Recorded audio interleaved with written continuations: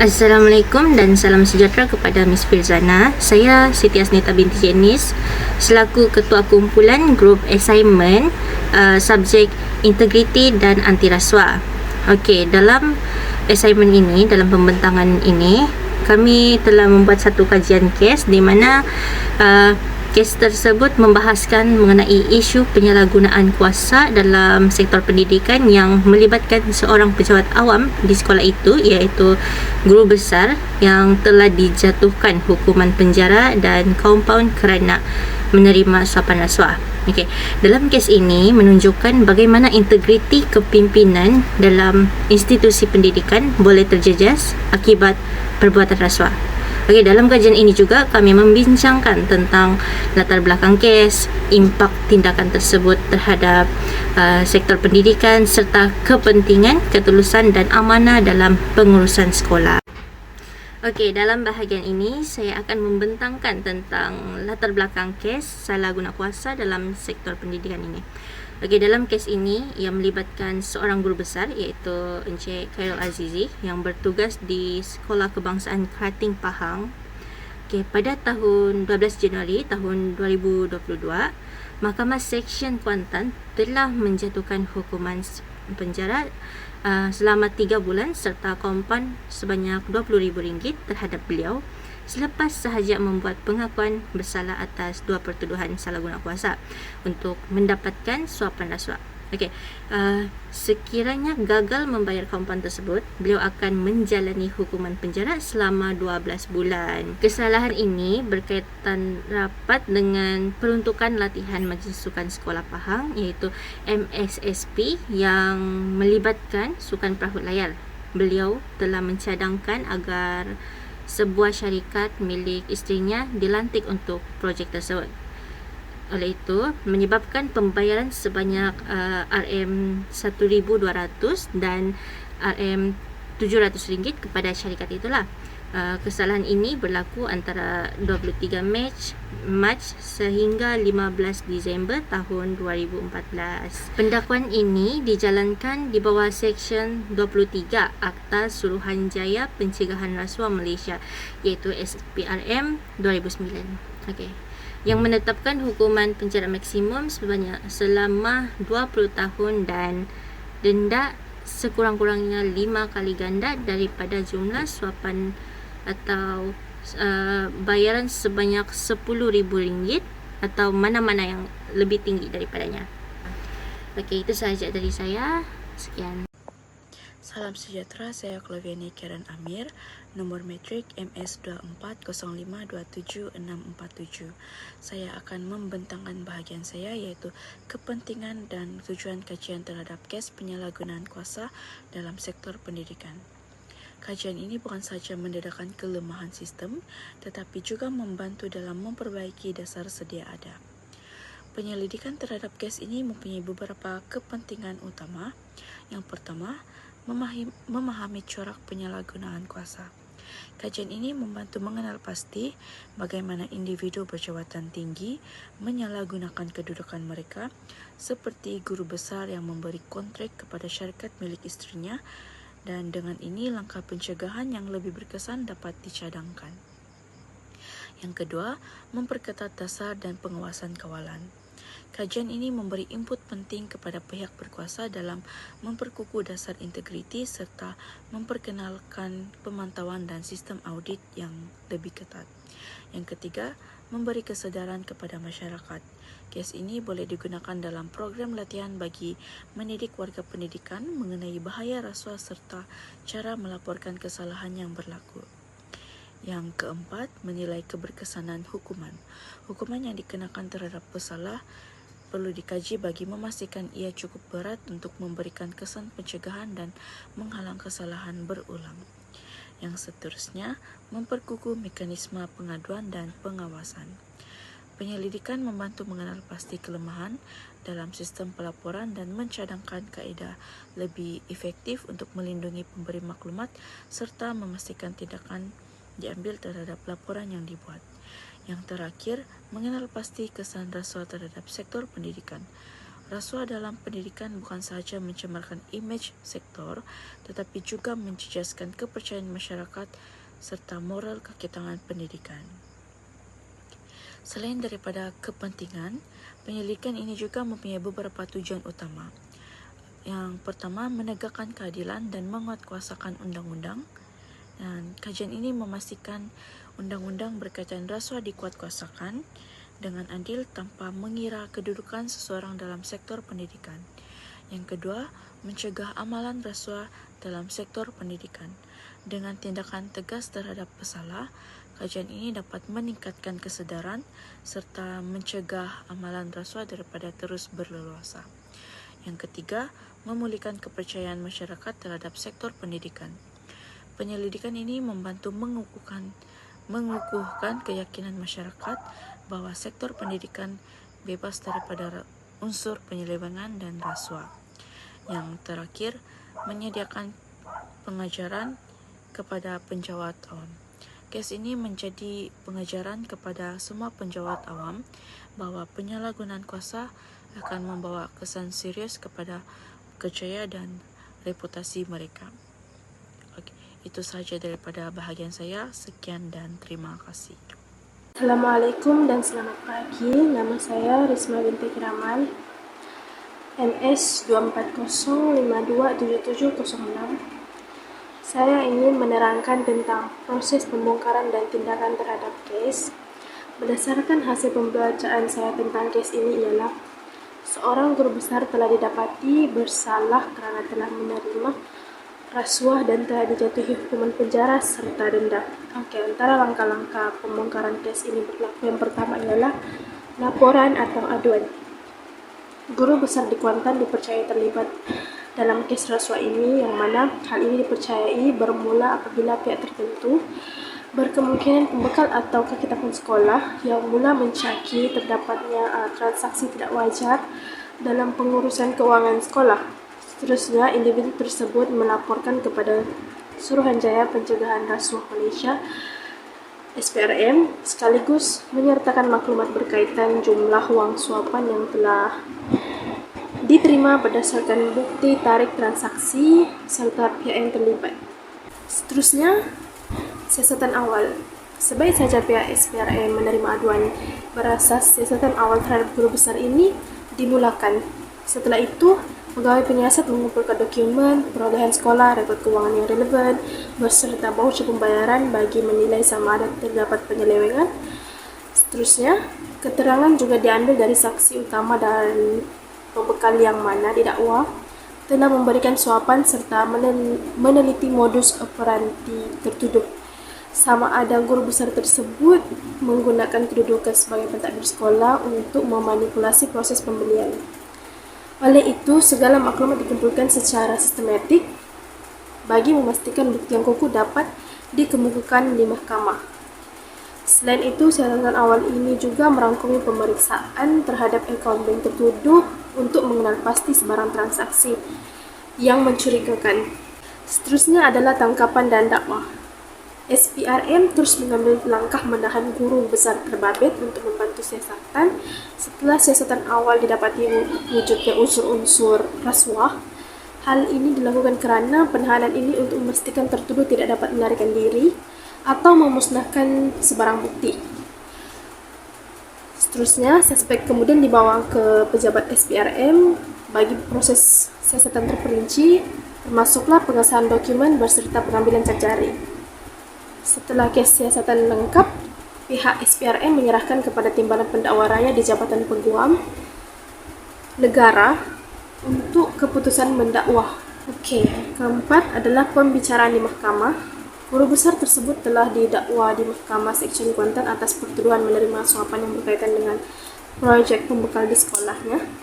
Sewaktu pembicaraan, pihak pendakwa mengumpulkan saksi utama dan dokumen keuangan bagi membuktikan transaksi rasuah. Seterusnya, peguam bela tertuduh pula mencuba menimbulkan keraguan munasabah dengan menyoal balas saksi serta mempersoalkan keturunan bukti. Manakala hakim meneliti setiap hujah sebelum memutuskan sama ada kes prima facie wujud. Yang terakhir, keputusan dan hukuman. Guru besar tersebut pun dijatuhi hukuman penjara 3 bulan serta denda sebanyak Rp20.000 selaras dengan peruntukan di bawah akta Suruhanjaya Pencegahan Rasuah Malaysia 2009. Tambahan pula, kegagalan membayar denda boleh menyebabkan hukuman penjara tambahan.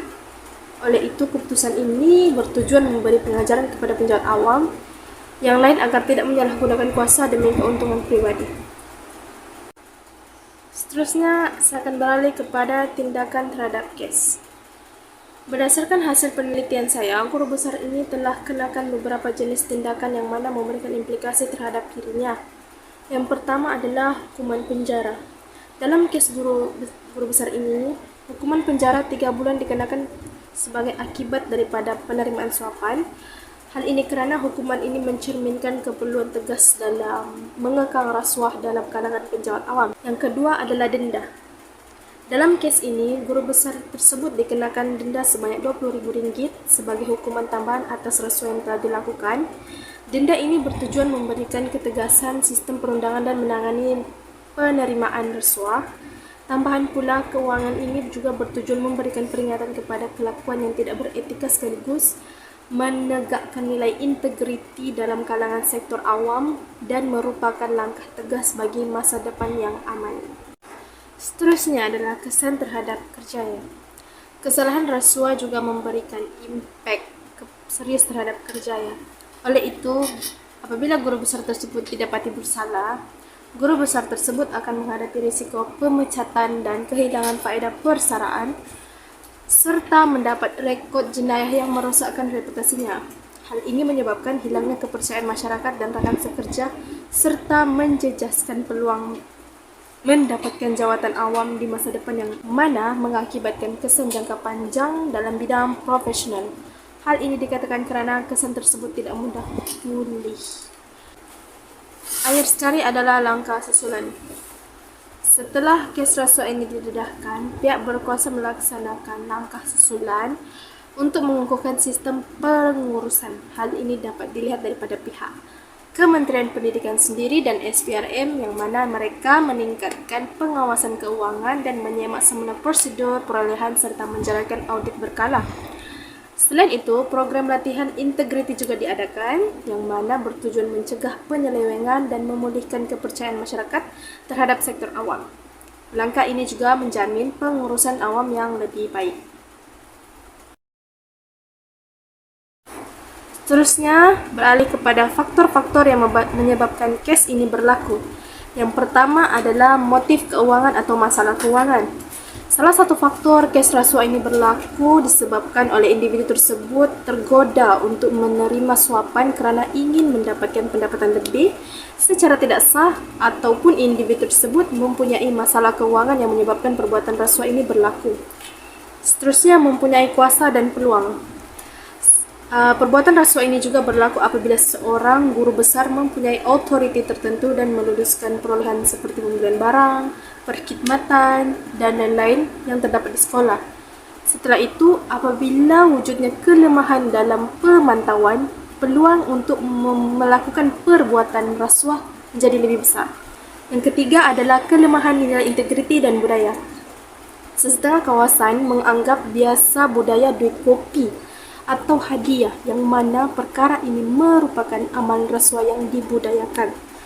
Selain itu, lemah sikap integriti dalam kalangan penjawat awam disebabkan nilai integriti tidak tegas diterapkan dalam kalangan penjawat awam menyebabkan berlakunya rasuah. Yang ketiga adalah kurangnya penguatkuasaan. Kenapa? Kerana sekiranya penguatkuasaan dan pemantauan kurang berkesan, perkara ini juga dapat menjadi faktor perbuatan rasuah berlaku kerana perkara kurang berkesan menyebabkan ia dapat memberi isyarat bahawa perbuatan rasuah ini sukar dikesan atau dihukum. Akhir sekali adalah kelemahan sistem kawalan dalaman. Jika prosedur tidak mempunyai sikap yang telus, kurang audit dalaman dan tiada pemantauan yang tegas, ini boleh membuka peluang serta ruang kepada perbuatan rasuah. Oleh itu, sistem kawalan dalaman ini sangat penting dilaksanakan bagi mencegah dan membanteras perbuatan rasuah dalam kalangan pejabat awam di negara ini. Assalamualaikum dan salam sejahtera. Untuk bahagian saya akan menerangkan tentang implikasi kes rasuah yang melibatkan seorang guru besar yang dikenakan denda sebanyak 20.000 dan penjara 3 bulan. Kes ini memberikan kesan jangka panjang dan jangka pendek terhadap organisasi, individu, dan negara. Dalam jangka pendek, kes ini akan menjejaskan kredibiliti sekolah. Hal ini kerana imej institusi akan tercalar dan operasi sekolah juga akan terganggu kerana perlu mencari pengganti guru besar yang baharu. Selain itu, kaki tangan lain juga mungkin akan hilang kepercayaan terhadap kepimpinan sekolah. Manakala implikasi untuk jangka panjang pula, kementerian perlu mengetatkan proses kawalan dalaman serta memperkukuhkan program integriti untuk mencegah kes ini berlaku lagi. Kerana jika hal ini tidak ditangani, kes seperti ini boleh melemahkan sistem pendidikan negara. Seterusnya, implikasi terhadap individu. Bagi individu khususnya yang tertuduh, beliau akan kehilangan jawatan dan sumber pendapatan. Selain itu, stigma masyarakat juga memberikan tekanan emosi kepada keluarganya. Manakala dalam jangka panjang, individu ini akan menghadapi kesukaran mendapatkan pekerjaan kerana mempunyai rekod jenayah yang boleh menjejaskan masa depan keluarga mereka. Seterusnya, implikasi terhadap negara. Kes rasuah dalam sektor pendidikan juga akan memberikan kesan kepada negara. Dalam jangka pendek, ia mengurangkan kepercayaan masyarakat terhadap sistem pentadbiran awam. Manakala dalam jangka panjang, jika kes seperti ini tidak dibendung, ia boleh menjejaskan kualiti pendidikan, daya saing negara dan imej Malaysia di peringkat antarabangsa, terutama dalam indeks persepsi rasuah. Kes ini memberikan pengajaran penting bahawa integriti dalam sektor pendidikan mesti dipertahankan. Langkah pencegahan seperti penguatkuasaan undang-undang yang lebih ketat dan pendidikan etika perlu diperkasakan. Jika kita ingin generasi yang berintegriti, kita mesti memastikan sektor pendidikan bebas daripada rasuah. Baiklah, berdasarkan kes tersebut, terdapat 3 pengajaran yang boleh diambil. Pertama, tanggungjawab dan accountability. Setiap individu yang memegang jawatan perlu bertanggungjawab terhadap tindakan mereka. Penyalahgunaan kuasa boleh membawa akibat buruk bukan hanya kepada diri sendiri tetapi juga kepada institusi dan masyarakat. Kedua, patuh kepada undang-undang. Perkara ini menjelaskan bahawa tidak kira pangkat atau kedudukan, setiap individu harus mematuhi undang-undang dan etika yang telah ditetapkan. Ketiga, peranan kepimpinan dalam pendidikan. Seperti yang kita tahu, guru besar adalah pemimpin yang memberi contoh kepada warga sekolah. Melalui kes ini, menegaskan bahawa seorang pemimpin perlu menjadi teladan dalam aspek kejujuran, keadilan dan penggunaan kuasa yang bijaksana. Oleh itu, melalui pengajaran ini, kita dapat menegaskan bahawa pentingnya tanggungjawab dalam setiap tindakan yang diambil, terutamanya mereka yang memegang kuasa.